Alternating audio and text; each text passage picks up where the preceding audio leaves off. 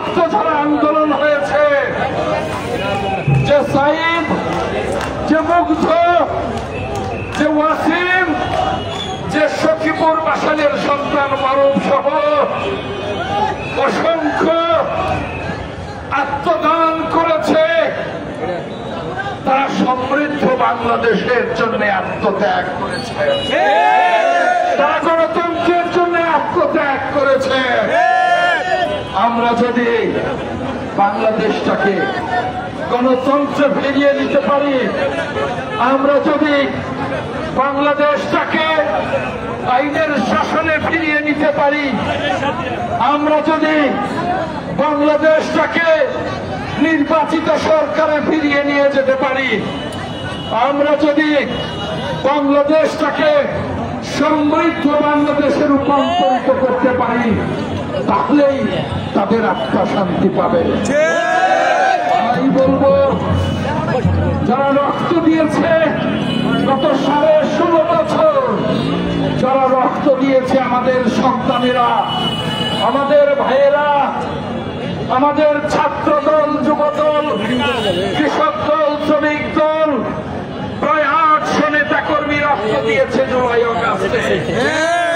বৈষম্য বিরোধী ছাত্র আন্দোলনের অসংখ্য জন রক্ত দিয়েছে। সকলের আত্মার প্রতি শ্রদ্ধা নিবেদন করি। আজ সকালে শহীদ মারুফের মায়ের সাথে কথা বলেছে। আমি এইখানকার সমাবেশ এবং র্যালি শেষে ওই বাসাইলের যোশীহাটিতে মারুফের কবর জিয়ারত করতে যাব।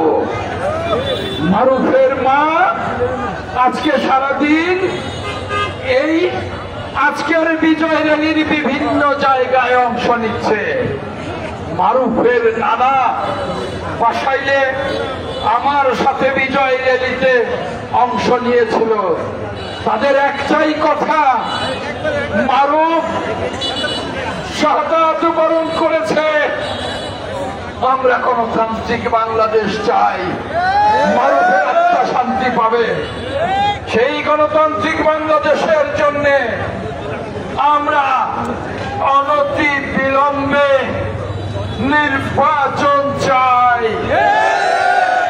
দেশনায়ক তারেক রহমানের সাথে প্রধান উপদেষ্টা ডক্টর মোহাম্মদ ইউনূসের যে ঐতিহাসিক বৈঠক হয়েছে, সেই বৈঠকের পর আমাদের নেতা মীর খসরু মাহমুদ চৌধুরী আর উপদেষ্টার যিনি প্রতিরক্ষা উপদেষ্টা ডক্টর খলিলের যে যৌথ সংবাদ সম্মেলন, সেখানেই আগামী ফেব্রুয়ারিতে নির্বাচনের কথা বলা হয়েছে।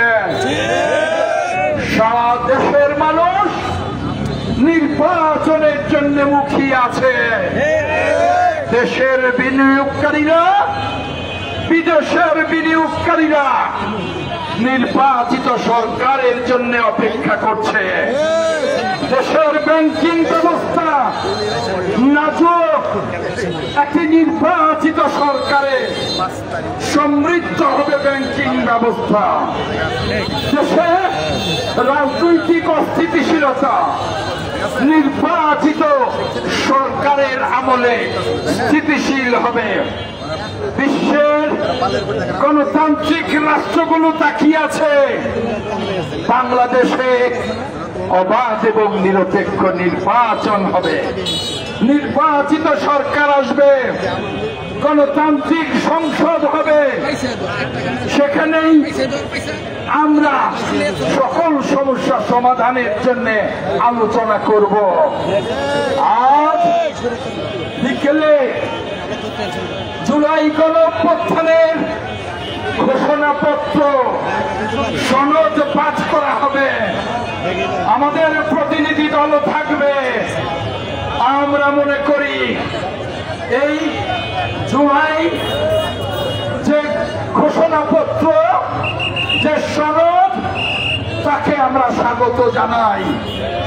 আমরা মনে করি আগামী নির্বাচনের মধ্য দিয়ে যে বিষয়গুলো জুলাই ঘোষণাপত্র এবং সনদে এখনো অন্তর্ভুক্ত হয়নি, পরবর্তী সময়ে আলোচনার মধ্য দিয়ে সেগুলো আস্তে আস্তে আমরা সমাধানের দিকে যাব। অনেকে বলেন বিচার সংস্কার শেষ হলে নির্বাচন, তারা আসলে নির্বাচন চান না।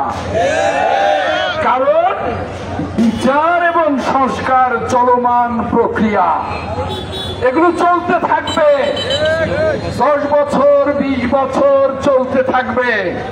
সংস্কার 100 বছর চলতে থাকবে। আরে আমাদের চেয়ে বড় সংস্কার কে চায়? 2017 সালে দেশনেত্রী বেগম খালেদা জিয়া সংস্কারের জন্য আমাদের ভিশন 2030 জাতির সামনে উপস্থাপন করেছিল। আমাদের নেতা দেশনায়ক তারেক রহমান 2022 সালে সংস্কারের 27 দফা জাতির সামনে উপস্থাপন করেছিল। পরিশেষে আন্দোলনরত সকল রাজনৈতিক দলের সাথে কথা বলে সর্বশেষ সংস্কারের 31 দফা জাতির সামনে আমরা উপস্থাপন করেছি। আমরা 31 দফা সংস্কারের মধ্য দিয়ে এই দেশটাকে যেমনি গণতন্ত্রে ফেরাতে চাই, তেমনি দেশের সমৃদ্ধির জন্য দেশের প্রত্যেকটা প্রতিষ্ঠানকে সাংবিধানিক গণতান্ত্রিক প্রত্যেকটা প্রতিষ্ঠানকে আমরা শক্তিশালী করতে চাই। তাই বলতে চাই, সংস্কার চলবে, আমাদের বিচার প্রক্রিয়া চলবে, এর মধ্যেই নির্বাচন হবে। যারা এর বিরোধিতা করবেন তারা গণঅভ্যুত্থানের চেতনাকেই বিরোধিতা করবে। আমরা দেখছি কিছু 2-1টি দল তারা পিআর পদ্ধতির কথা বলছেন। আরে বাংলাদেশের 12 কোটি ভোটার পিআর চিনে না। ওই পিআরের কথা বলে জনগণকে বিভ্রান্ত করবেন না। পিআরে এই সখীপুর বাসাইলের এমপি কে হবে আমার জনগণ এবং আমিও জানি না। ওই ভুতুড়ে পদ্ধতি এই দেশে মানুষ গ্রহণ করবে না। সখীপুর বাসাইলের সন্তানই সখীপুর বাসাইলের এমপি হবে। তাই পিআর পদ্ধতির কথা বলে ওই নির্বাচনের বিরোধিতা করবেন না, দেশের মানুষ মেনে নেবে না। মনে রাখবেন, শহীদের রক্তের উপর দাঁড়িয়ে যারা নির্বাচনকে বিলম্বিত করতে চায়, যারা গণতন্ত্রকে বিলম্বিত করতে চায়, তারা শহীদের রক্তের সাথে বেঈমানি করবে। তাই আজকের বিজয় র্যালিতে সকল শহীদের প্রতি মাগফিরাত কামনা করে, তাদের আত্মার প্রতি মাগফিরাত কামনা করে, তাদের পরিবার পরিজনদের প্রতি সমবেদনা জ্ঞাপন করে প্রত্যেকটা শহীদের স্মৃতি বাংলাদেশ